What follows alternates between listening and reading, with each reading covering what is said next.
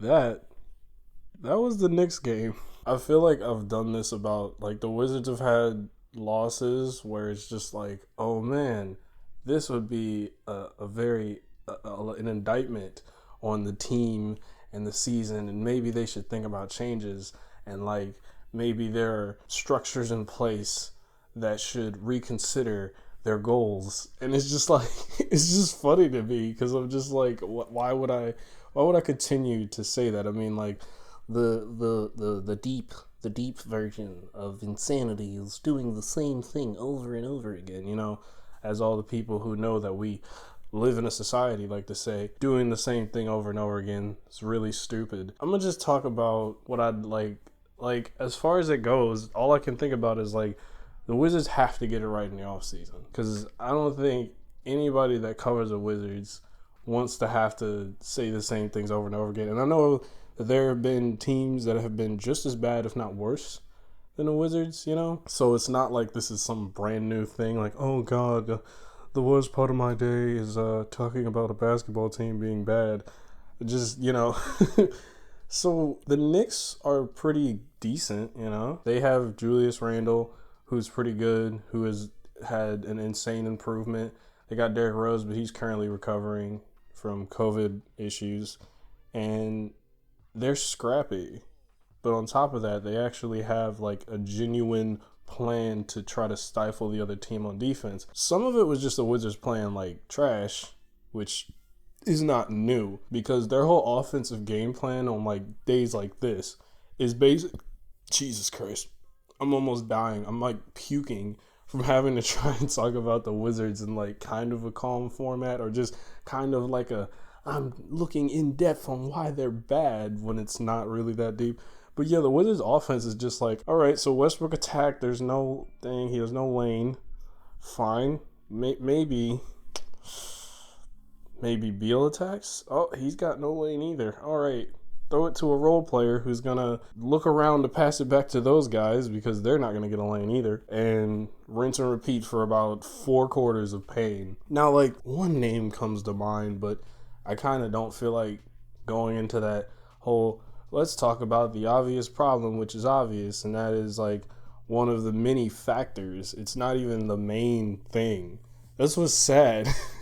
It's not even the main thing anymore. It's just, like, one of the bigger factors of why. Because, like, you got that, which shall not be named. You have the roster, which depends on 3 different centers playing decently or combining their powers. Like, there's some kind of amalgamation of, like, just the suckiest version of a... What's that thing from Power Rangers where they would, like, a Megazord?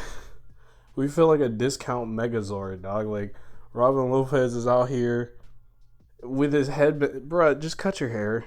Just cut your hair. You did it before. You've had short hair. Just cut your hair, dog. You got Alex Lynn who'll get 2 blocks and we're like, hey, he might be good on defense. And then after that, it's just like offensive rebounds. Mo Wagner will make an appearance and everybody will say, he's got energy. He plays well. He's doing things out here. We should play him more. And then he'll foul like 4 times in a game and you're just like, all right. So like those are our 3 centers because Thomas Bryant obviously ACL tear. You can't account for that. So I'm not saying like these guys suck. It's just for what they're being asked to do in contrast with what abilities they actually have, this is naturally what's going to happen. And of course people are like, all right, then we got to trade for Andre Drummond. And I'll talk about like, I don't want Andre Drummond. Dude is a box scorer. He's a box scorer guy. You see him get like 20 rebounds and you're like, oh my God, like the Wizards need him because they can't grab a board, which is true. The Wizards can't grab a board to save their lives, but they're already terrible at playing defense and they have a very stilted offense that occasionally has these moments of life. So to try to introduce Andre Drummond into that equation while also saying that we definitely have assets to acquire him, but we don't. Shout out Troy Brown Jr., DNP All-Star for this game. He he played, because we're showcasing the guy that the coach refuses to play. Just like he won't play him at all. And then when he does play, just again, I'm avoiding that whole discussion because it's like we know, we get it. Brooks equal bad, we know. Like, Bonga played today too. What does it matter? I'm like, you got to just laugh to not feel the pain. I'm not trying to. It was so funny. Speaking of DNP All Stars, I'm gonna come back to Bonga because he did pretty good today. This is like the funniest moment of this game. And like the Wizards have had these various moments in other games in which they've lost, which have been funny. Like one that I didn't mention way back with the Spurs game, and I had only caught 2 halves of that game. But I forgot who tossed it off of Garrison Matthews' head at the very end of the game, and it just turned it over. I was just like I feel like the Wizards have had so many moments where this is the season in a nutshell. I said, what was it? I was slightly tweeting during this game. I first said that the Wizards are like an off-kilter washing machine because they tend to just randomly work, and then you'll take your clothes out and you're like, oh, it's kind of dry. I'm pretty sure I put it on intense cycle. Why is this dry? You got to run it again, and then the Wizards were down by 30, 20. Who cares? And I was like, Wizards season is like a wet fart. Because that's all it is. And the reason I said this, obviously because it's indicative of the play, but Anthony Gill, who apparently we signed for 3-point prowess, dude took the shot. And I just remember the ball just kind of stopping in the air. No one hit it. I don't think it was a block. I kind of zoned out after 30 point. It was just all right, up 30. The ball goes up. And right at its apex, it just kind of just goes straight down. I was like, yo, did the ball just give up? His shot just gave up. The ball was nah. Who gods were no. It was just funny. It was so funny because I've never seen someone's shot naturally give up. I don't even think that's supposed to be physically possible. So I could be goofing a bit too much, but that was just so funny to me, dog. He shot it and the ball just said no. It looked like when if an old person with no knees tried to jump and they realized too late that they don't have it anymore, and so mid big toes are still touching the floor, and then that's when they realize, oh, I got no knees, and they just drop. That's what that felt like watching that shot. And that's what the Wizards seasons feel like. The shot goes up and then it just hits the ground. So yeah, I'm not. The Knicks are a decent team who have a coach that has instilled some ferocity in them. They have a rising all-star in Julius Randle. They have some interesting young pieces.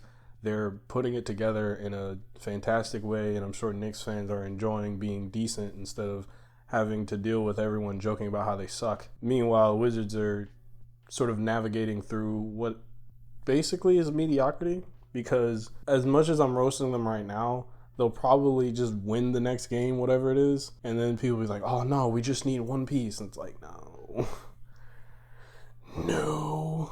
And of course, if you're willing to make that kind of bold claim that the Wizards are bad, you should come with a solution, right? And my solution is off-season, change the entire staff, change who's running the front office, because what I don't want to see is this kind of BS, oh, we're going to trade for a veteran and that's going to just jumpstart the guys. If this is the same offense that you have, no, because you've drafted playmaking wing after playmaking wing only for them to not get any actual playing time. And if it is anything, it's sporadic. But yeah, going back to Bonga before I forget, dude was making great plays, defensive stuff. And really it felt like the Wizards started trying more once they got the younger guys in there. And I'm not saying they should get a bunch of minutes. I was just talking about how Mo Wagner tends to foul a lot. Isak Bonga catches a lot of fouls too. But there has to be some kind of consistency.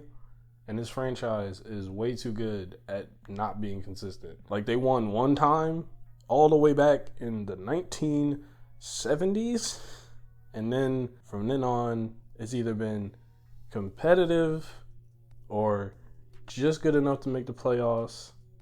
And they've always been having that switch, where they'll turn it on and it's be like, this could be the year. And then it's just like, eh. So Wizards got their butt kicked by the Knicks. This game was over in like the second quarter. They went up 30 and it was like, all right. And the Wizards are known for doing their little comebacks, but okay. So yeah, Wizards lose another game. As far as making moves, I just think there's nothing that's going to fix this season. I think you just got to let it go. Oh, it's a back-to-back. Playing the Knicks again. Oh, God. I think my favorite part about playing a team again is knowing the Wizards won't adjust, so you can almost just taste the ferocity. Because, like, it's just like, why get emotional about this? It's just funny at this point. I just laugh about it. There's no point to be, like, seriously invested in a team that is just like a slinky going down the stairs. Knicks again. I don't have a joke about pants that I haven't already used, so let's keep it short. Well, this guy says, playing against New York, playing in the Big Apple, you know, you want to stay healthy. You want to do these things. But you can have vegetables too. So maybe the Wizards just need to reject apples and consume greens. Just eat the earth. Eat like a few leaves before this game. Drink some tea. That's what I got. WizWatch.